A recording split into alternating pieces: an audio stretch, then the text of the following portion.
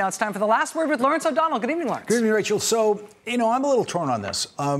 Should we be grateful that federal trials are not televised?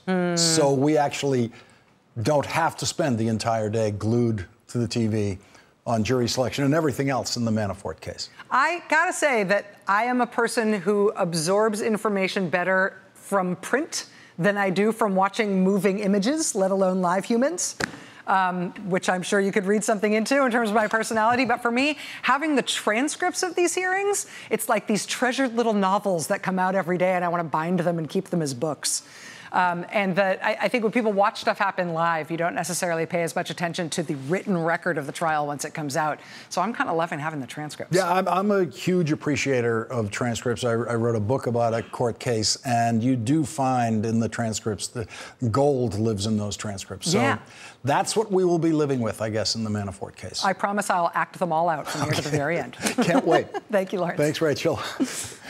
Well, there are 106 days until the election, and President Trump really seems to be panicking. It's not easy to tell when the president is panicking, but panic is an understandable Trump reaction to the possibility of this guy becoming the chairman of the House Judiciary Committee, or this guy becoming the chairman of the House Intelligence Committee, or Nancy Pelosi becoming the Speaker of the House again. The Democrats on the House Judiciary Committee already have some skilled former prosecutors on the committee. But if the Democrats win the House in November, they will add more members, more Democratic members to the Judiciary Committee. And no doubt most of those new members will be experienced former prosecutors, because it will be up to the House Judiciary Committee to initiate impeachment hearings if Robert Mueller presents the committee with what they believe to be impeachable offenses by Donald Trump. And if a Democratic-controlled House votes to impeach the president when the impeachment case goes to trial in the United States Senate, Democratic members of the House Judiciary Committee will be the impeachment prosecutors in the Senate trial. And if Democrats win the House of Representatives, President Trump's life is going to change instantly. And impeachment becomes a real possibility. And so, at the end of the president's first weekend of contemplating how the public was reacting to the news on Friday that Michael Cohen has an audio tape of Donald Trump discussing hush money payments to a woman who says she had a year-long sexual affair with Donald Trump, the President of the United States tweeted to Iranian President Rouhani, "Never, ever threaten the United States again, or you will suffer consequences the likes of which few throughout history have ever suffered before. We are no longer a country that will stand for your demented words of violence and death. Be cautious!" exclamation point. The president desperately needed a change of subject from audio recordings of the president talking about payoffs to women. So the president tweeted about nuclear war last night, this time with Iran. And last night, when the president tweeted that threat of a nuclear attack against Iran, the president knew that in federal court in Manhattan today, in an evidentiary filing involving the FBI raids on Michael Cohen's home and office and hotel room, the lawyers involved were going to reveal, as they did today, that the FBI seized 12 audio items, they called them, audio items from Michael Cohen that are not protected by attorney-client privilege and are now in the possession of federal prosecutors. And those audio recordings might or might not include the voice of Donald Trump. And Donald Trump knows. Donald Trump knows if his voice is on those audio recordings, because Donald Trump's lawyers had the right to listen to those recordings when the court was deciding whether or not those recordings were protected by attorney-client privilege. President Trump obviously wanted to create a huge distraction for Monday's news cycle, and he knew witch hunt just wouldn't do it, not anymore. The president knew he needed something bigger than witch hunt, and so the president went nuclear with Iran. Thanks to our experience with President Trump and North Korea, we now know that when the president goes nuclear in his tweets, we are not on the brink of launching a nuclear attack. We did not know that when the president began his 5 months of threatening North Korea with nuclear attack, threatening North Korea with fire and fury, but we do know that now. We know that the president is not a homicidal mass murderer willing to kill tens of millions of people in North and South Korea on a whim. We know that. We know that the president is not going to launch a nuclear attack on Iran, but we know the president believes he needs to launch a rhetorical attack on Iran. We know the president has decided he needs a new rocket man, a new villain somewhere far away to threaten, to distract from the negative stories closing in on the president, and to sound tough for those Trump voters who believe Donald Trump is tough. He can't do that with North Korea anymore, because the president has declared the North Korean problem solved. One of the stories the president is going to want to be able to distract from is the prosecution of Trump campaign chairman Paul Manafort, which a judge today decided to delay for 6 days. That means the Paul Manafort trial will get underway a week from tomorrow. Testimony, a week from tomorrow. And Donald Trump knows that nothing in that trial is going to help Republicans in the November election, that Donald Trump needs Republicans to win so that Republicans continue to control the House of Representatives where impeachment proceedings begin. And Donald Trump's threatening of North Korea with a nuclear attack lasted 5 months, so we can expect his threats to Iran to last at least 106 days, at least through the election campaign this year, and maybe through his own re-election campaign. And, if necessary, in order to get elected, Donald Trump will start a war with Iran. Now, let me say that again, because I know how crazy it sounds. In order to get elected, Donald Trump will start a war with Iran. Now, I guess I've got to get ready for the Fox News attacks that are going to come, because I said the President of the United States will start a war with Iran to get elected. They're going to come after me for that one. It's a crazy thing to say. And if you've been paying attention, you'll notice that it is also self-contradictory to what I've already said, which is that, of course, Donald Trump will not go through with his threat to launch a nuclear attack on Iran. The only reason that I said, in order to get elected, Donald Trump will start a war with Iran, is to let Trump supporters hear what that sounds like, feel what it's like, let the rage build up inside them that someone would accuse the President of the United States of being willing to start a war with Iran just to get elected.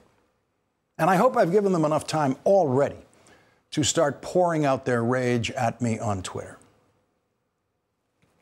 Not one of them, not one Trump supporter, not one Fox News player objected in 2011 when Donald Trump tweeted, "In order to get elected, Barack Obama will start a war with Iran."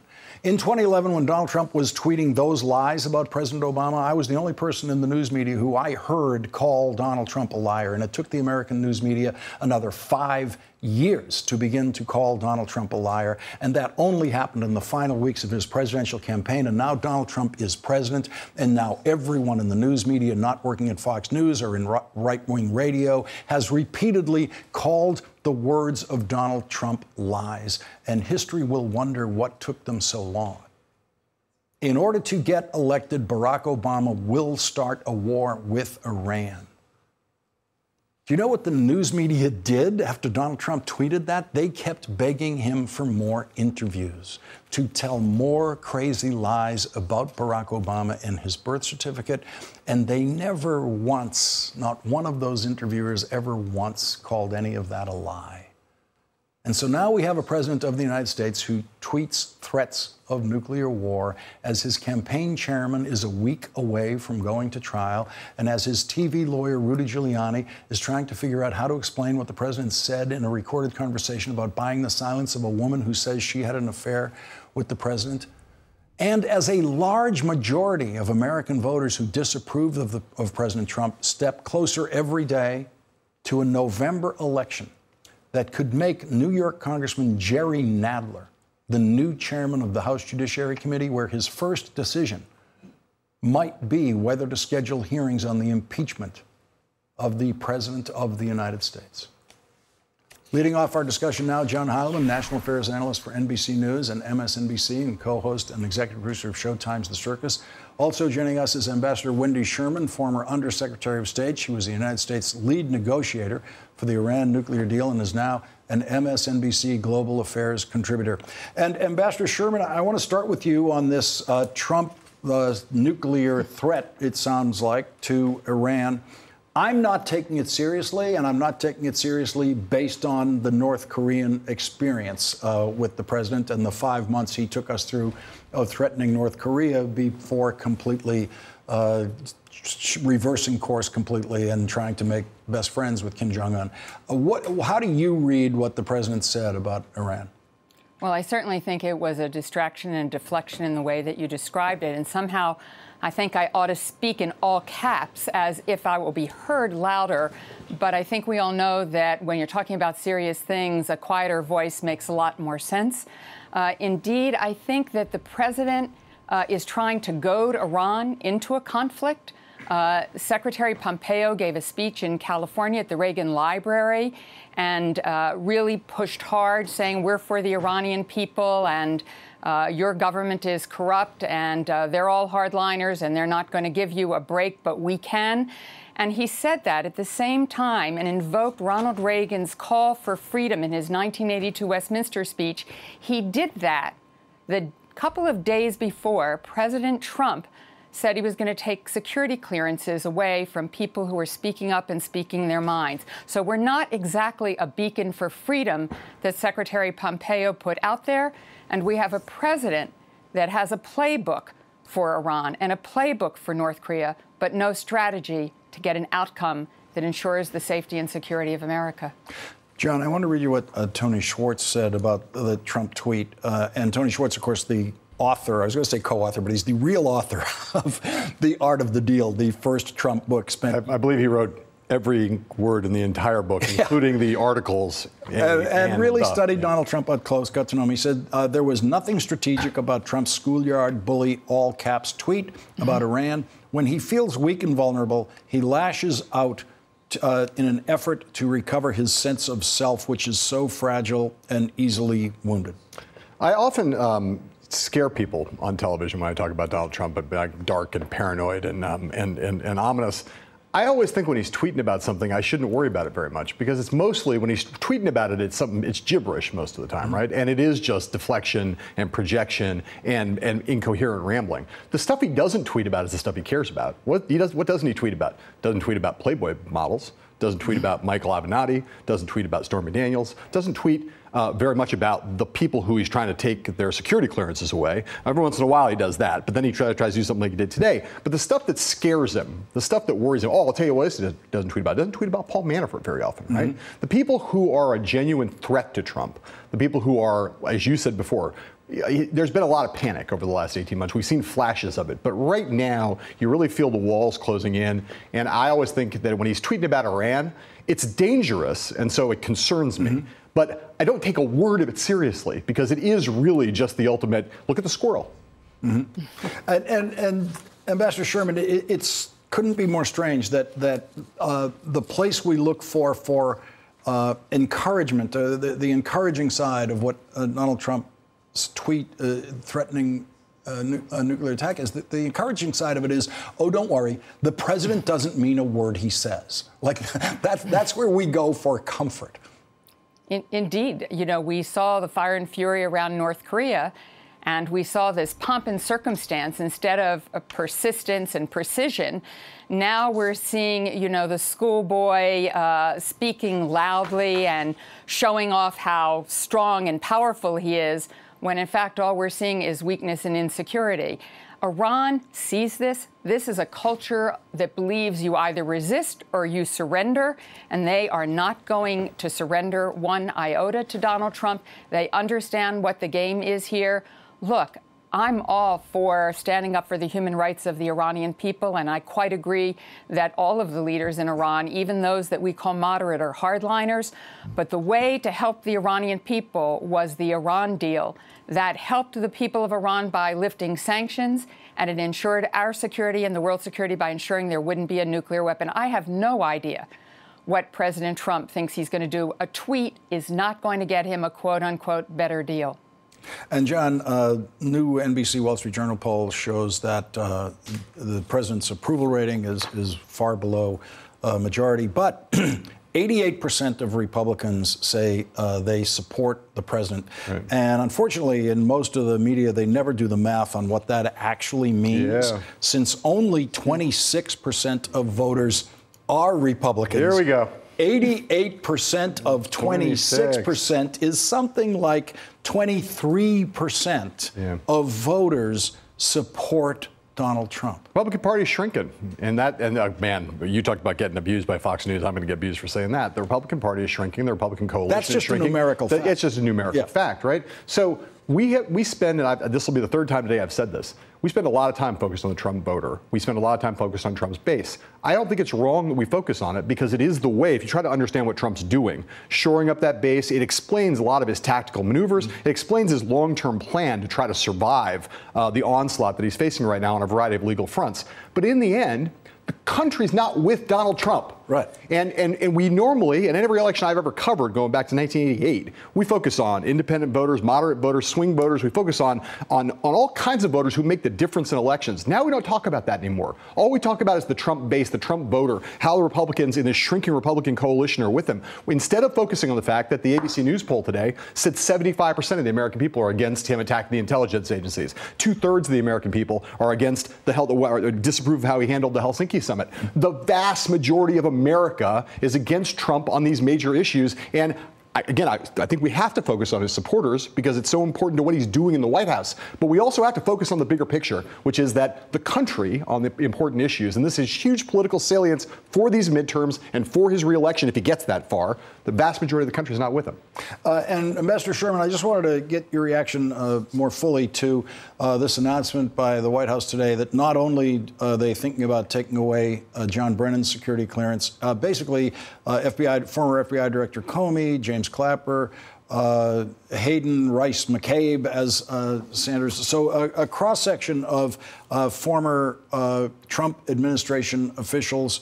And I'm sorry to say you're not on the list. You didn't make that particular honor roll. But this is an unprecedented position by the White House. What's your reaction to that? It's unprecedented. It's absurd. And quite frankly, I and many other people could be on that list. Many of us have security clearances. When I left the administration, I went on the President's Intelligence Advisory Board and kept my clearances. Then when that term ended, the intelligence community wanted me to keep my clearances because they wanted me to debrief them on the negotiations and on how we try to get Americans who are held hostage out of countries. They wanted information. If you have security clearances, it doesn't mean you get to read everything and know everything. It's on as a need-to-know basis. So I haven't been back to the intelligence agencies in some time now, don't have a right to do that, but I still have my clearances. I would take it as an honor to be on that list. It is absurd. It is ridiculous. These are patriots who are standing up for the freedom that Secretary Pompeo talked about the other night. It's worse than that, though. It's not just absurd and ridiculous. It is dangerous, and it is of a piece with the way the president talks about withdrawing broadcast networks' licenses, pulling credentials of journalists who ask him questions he doesn't like. This is the beginning of a step of how the president is trying to exercise actual power to try to silence people whose criticism threatens him. And I think it's not, we shouldn't set our hair on fire about it, but we should look at it and say, this is an early warning sign of where this could go pretty quick. Quite agree. We're going to have to take a break here. Ambassador Wendy Sherman and John Heilemann, thank you for starting us off tonight. And when we come back, President Trump's Supreme Court nominee, Brett Kavanaugh, has said some contradictory things about investigations of the president.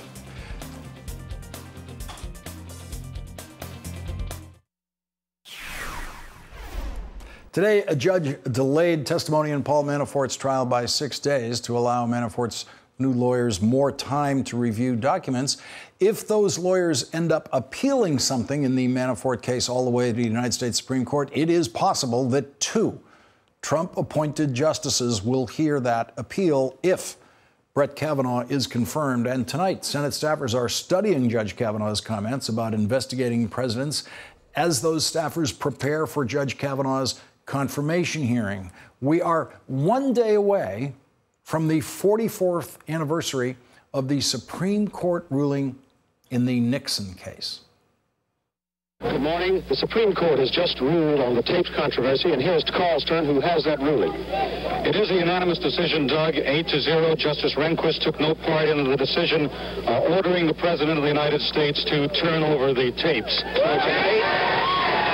It's an 8-0 unanimous opinion that President Nixon must obey the subpoenas issued by Special Watergate Prosecutor Leon Jaworski and turn over 64 disputed White House tapes to Mr. Jaworski. And what we do not know yet is whether or not the President will obey that order. Of course, President Nixon decided he had no choice. He had to obey that order, and he turned over the Watergate tapes in just 15 days.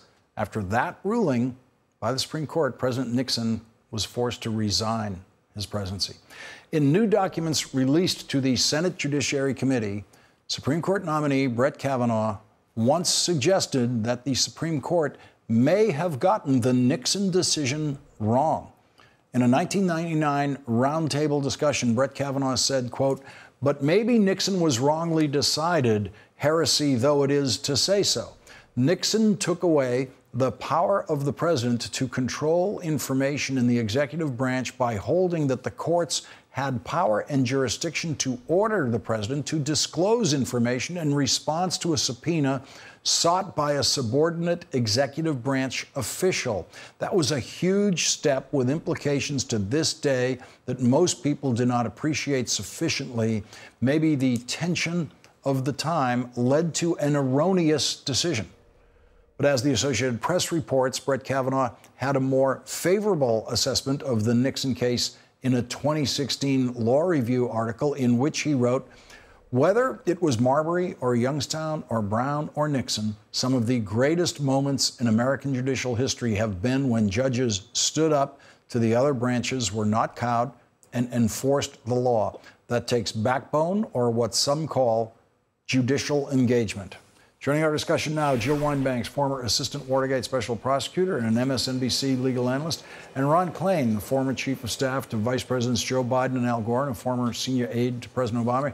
He's also the former Chief Counsel of the Senate Judiciary Committee, where Senate confirmation hearings for Supreme Court justices take place. And Jill, a little 44-year retrospective there that you remember well, the Supreme Court decision, and then the president basically complying with the subpoena that you and your associates had directed toward the president's tapes. What do you make of what we're seeing in Brett Kavanaugh's history on this subject? Well, first of all, hearing that announcement sent chills down my spine in remembering the thrill of the victory of winning that case and knowing that we would get the tapes. That was really an amazing experience. But Jill, can I hold you right there for a second? Because sure. one of the notes that I didn't remember until I just heard it was the suspense question of would the president comply and follow the decision issued by the Supreme Court. How much of that suspense did you feel? We definitely worried about whether he would and what we would do if he didn't. The same question as to how do you serve a subpoena is how would you seize the records? How could you get into the White House to get the tapes if he did not comply? That would have been an issue.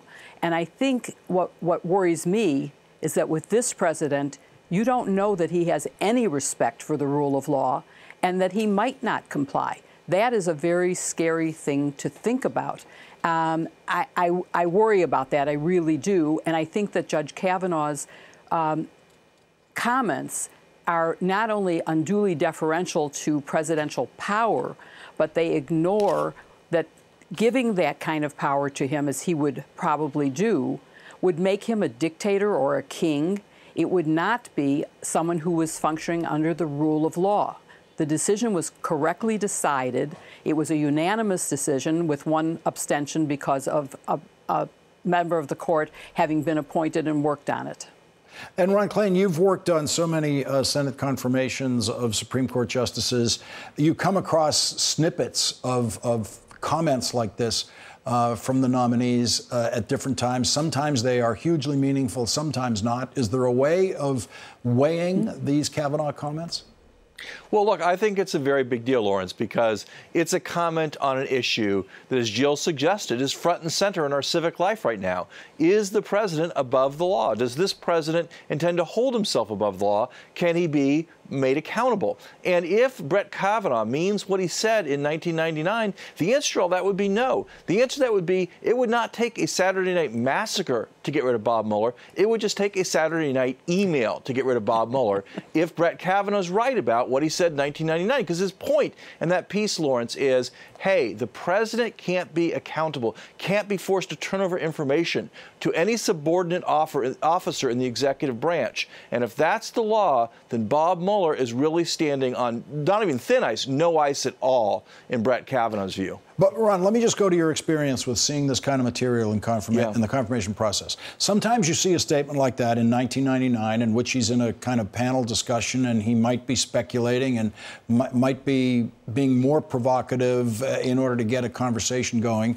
And then you see years later he's written something that's very respectful of the Nixon case, putting it down with Marbury versus Madison as one of the most important cases that the Supreme Court should be proud of. How do you weigh those two different things?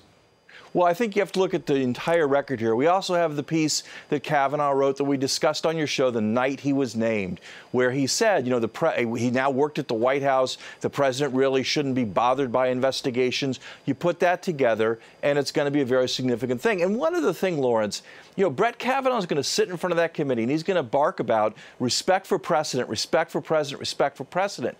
But he was willing in 1999 to consider overturning an 8-0 decision of the Supreme Court that was 40 years old, that was decided about the same time as Roe versus Wade. So I think this quote from 1999 is also going to go to the question of whether or not he respects precedent and whether or not he's willing to overturn long-standing Supreme Court decisions. Jill, what kind of answer could Judge Kavanaugh give in his confirmation hearing that would satisfy you on this subject? There probably is none that will satisfy me. I see his comment as another blinking red light that it should warn us all, and that the Republicans and Democrats in red states should take very seriously. I think we need to make sure, and Ron wrote a wonderful article that makes this point, is that we need to see the paper trail. We need to see all of the documents, and the Republicans cannot get away with saying, oh no, you don't get to see the documents from when he was in the White House. They demanded that in the past of Democratic nominee Elena Kagan, and they should allow it for this candidate too. We need to see everything that he has said. Jill Wine-Banks and Ron Klain, the experts I most wanted to talk to about this subject tonight. Thank you very much for joining us tonight. Really appreciate it. Thanks, Lawrence. And when we come back, our next guest is the normally dispassionate, nonpartisan congressional scholar Norm Ornstein, who, in his uniquely dispassionate and scholarly way, will make the case that Congressman Devin Nunes should be expelled from the House of Representatives.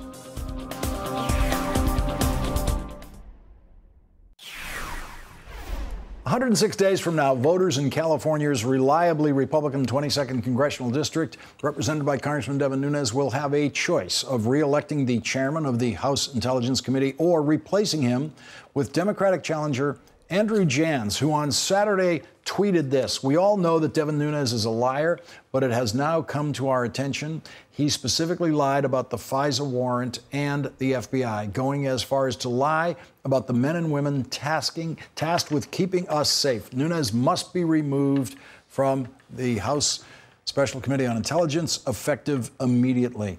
On Saturday, the Trump administration did something that has never been done before. They released documents revealing the FBI's application to the FISA court to run secret surveillance on former Trump campaign official Carter Page.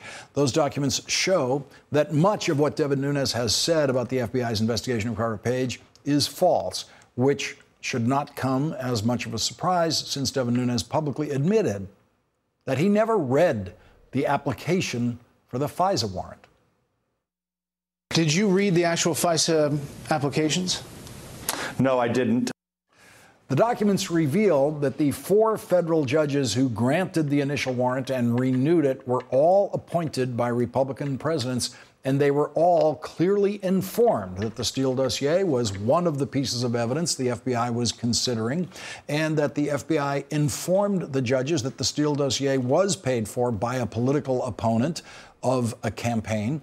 And Devin Nunes and other House Republicans have repeatedly lied about that. For those lies, the nonpartisan congressional scholar Norm Ornstein now believes Devin Nunes should be expelled from the House of Representatives. Norm Ornstein joins us next, along with John Heilman.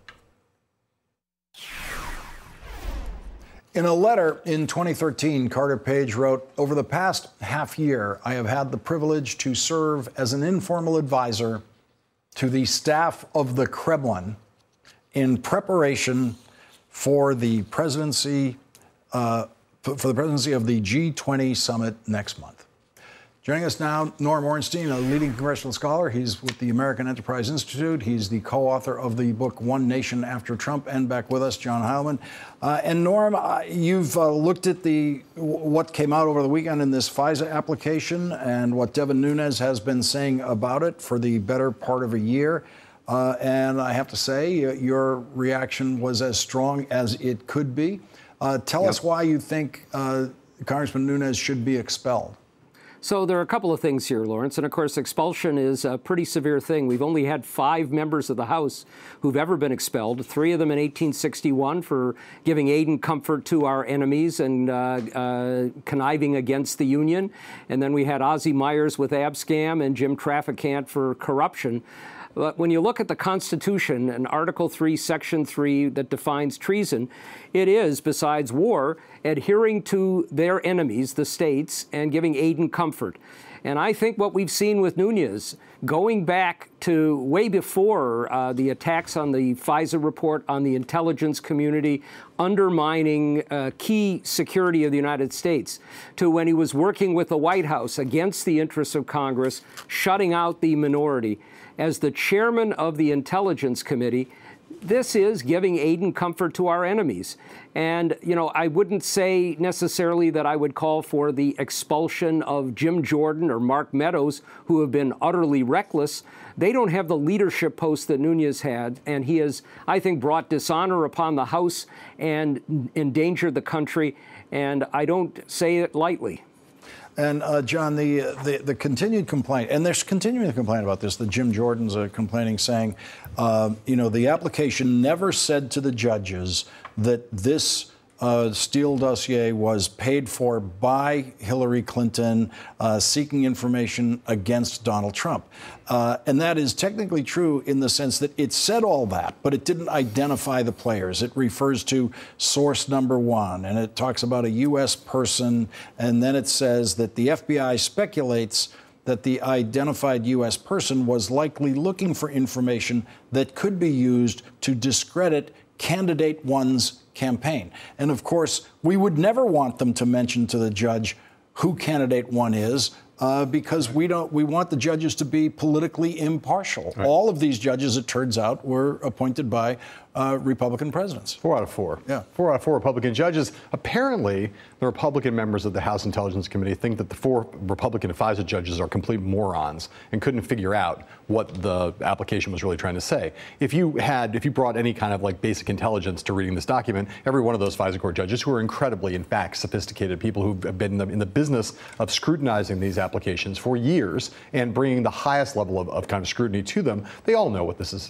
thing was saying. The fact that it didn't lay out exactly the kind of script that Jim Jordan or Mark Meadows or Devin Nunes would want to see, well, of course it's not written in the kind of hyperbolic, ridiculous language that they would want, nor is it written in the kind of language that would compromise national security in the way that they would also want. But it's, if you read the material that was put out over the weekend, it's patently obvious that the claim that they have all been making is just a flat-out lie, and it's been a lie that's designed in order to prop up the continued lies that Donald Trump wants to propagate to try to protect his political skin. Norm, Congressman Nunes is betting that his constituents at least won't be reading the 500 pages that was released this weekend, which is probably a pretty good bet. It's a pretty good bet. And of course, just like Donald Trump, he's doubling down on the lies, and the lies go way back. And this goes even beyond the FISA report itself.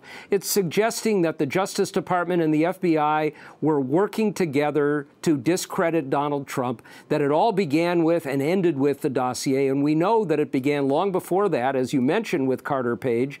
Nunes is denying everything, doubling down. He's got his allies in the media. You and I don't have to read all 500 pages, even as redacted, because we know great national security reporters like Charlie Savage has, and lots of independent intelligence people have. You put it up against what Nunes wrote, and it's clear that he not only lied in his memo and in what he's been saying, but he knew it.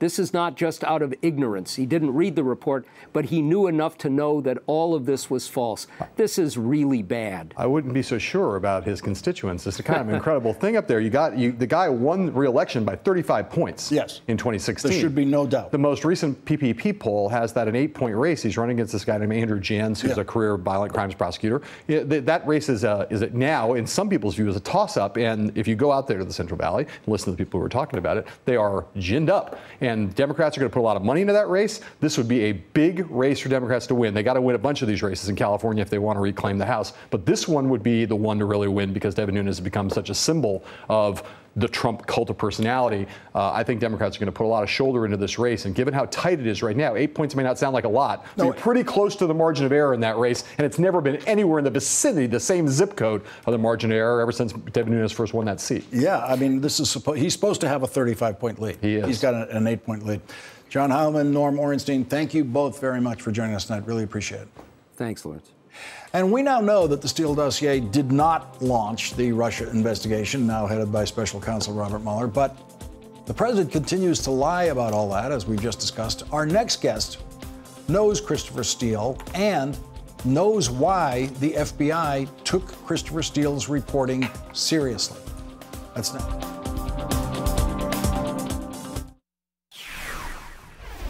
This morning, the President of the United States tweeted this set of lies. So we now find out that it was indeed the unverified and fake dirty dossier that was paid for by crooked Hillary Clinton and the DNC that was knowingly and falsely submitted to FISA and which was responsible for starting the totally conflicted and discredited Mueller witch hunt. Joining our discussion now, Jonathan Weiner, former Deputy Assistant Secretary of State for International Law Enforcement. And Jonathan Weiner, you know Christopher Steele. You've met with him. You've discussed the dossier, and you're continuing to speak with him. What is his reaction to tweets like this from the president?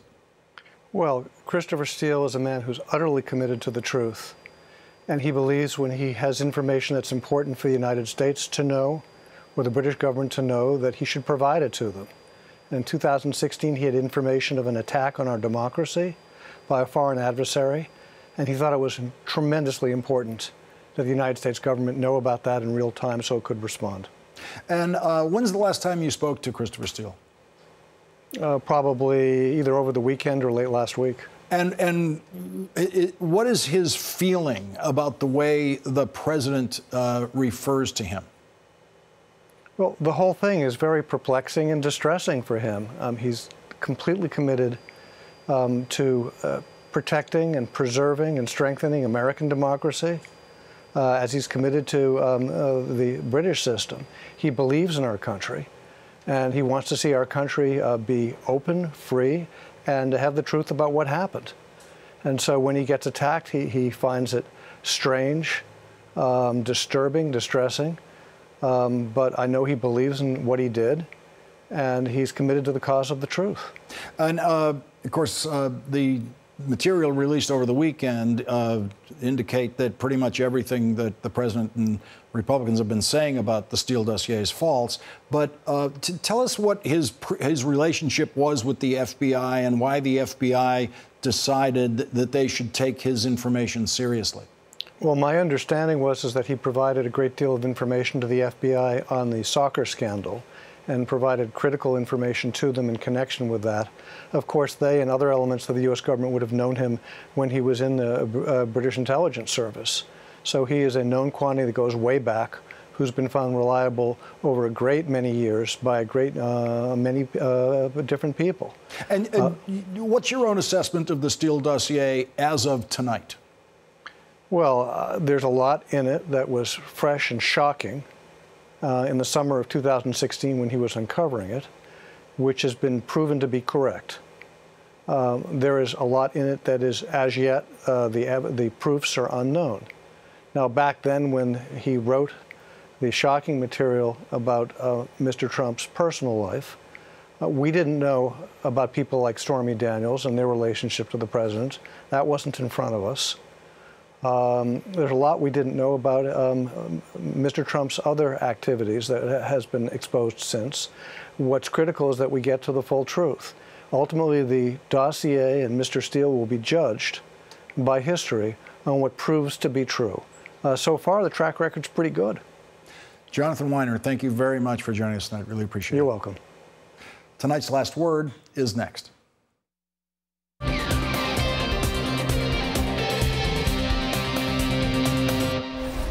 History was made in the Boston Police Department today, which has been making history since Boston established the very first police force in America in 1838.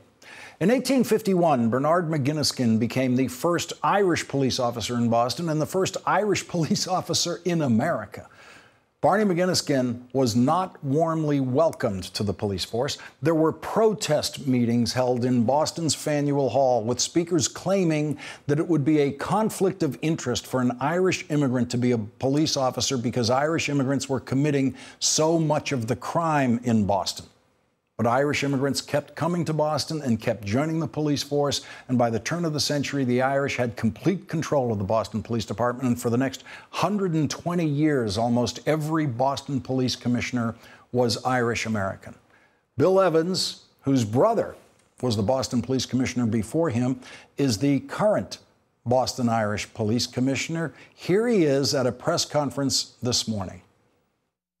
I came on this job 39 years ago as a cadet, July 9th, 1980. I was a student at Suffolk University, and I never dreamed of the day I'd be up here as the commissioner.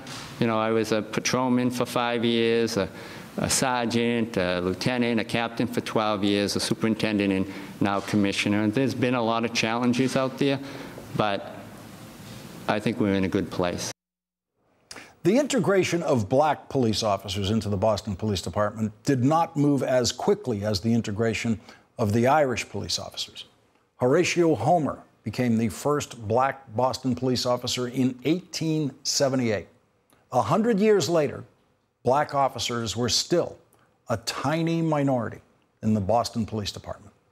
But as Bill Evans said today, we are in a better place now. Like the population of Boston, the Boston Police Department is now about 24% black.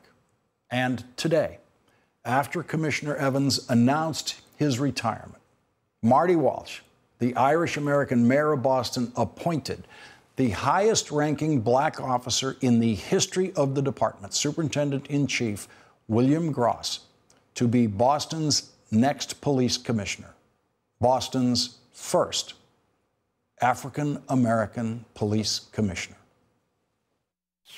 Commissioner Evans, he came on the job before me. We have things in common. He was a Boston police cadet. I was a Boston police cadet. It shows that any kid in Boston, and we were poor and we made it, will have the opportunity to be the mayor, the commissioner, or chief if we all work together. If we all work together. Boston's new police commissioner, Bill Gross, gets tonight's last word. Hey, it's Chris Hayes from MSNBC. You know, every day I come to the office and we make a television show. And every day I think to myself, there's so much more I want to talk about. And so this is our podcast. It's called Why Is This Happening? And the whole idea behind it is to get to the root of the things that we see play out every day. They're driven by big ideas. Each week, I sit down with a person uniquely suited to explain why this is happening. New episodes of Why Is This Happening every Tuesday. Listen for free wherever you get your podcasts.